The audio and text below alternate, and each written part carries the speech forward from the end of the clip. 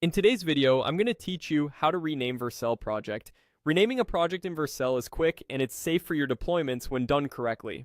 You just need access to the project in your personal account or team workspace and the right permissions to change settings. First, open your browser and head to vercel.com. If you're not already signed in, log in and you'll land on your dashboard. Make sure you're in the correct scope, personal, or the right team, using the selector in the top left so you can see the project you want to rename. If you have a lot of projects, the search bar at the top of the dashboard can help you find it faster. Next, find the project tile you want to rename. Hover over or look to the right of the project name for the three-dot menu. Click those three dots to reveal quick actions for that project.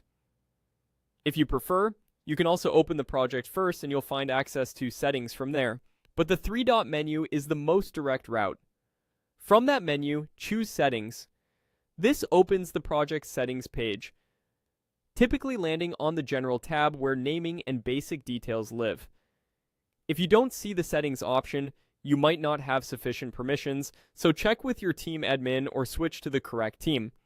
On the General page, locate the project name field. Click into it, delete the current name, and type the new name you want to use. Keep it short, descriptive, and aligned with your repo or product naming so it's easy to recognize in lists and logs. Vercel generates a slug from this name, which can influence the default .vercel.app domain shown for the project in its previews. For best results, stick to letters, numbers, and hyphens, and avoid special characters that won't translate well to URLs. If you work in a team, consider a convention like product environment to keep things consistent. When you're happy with the new name, click Save. The Save button may appear near the top or bottom of the General Settings panel, and once you click it, the change applies almost immediately.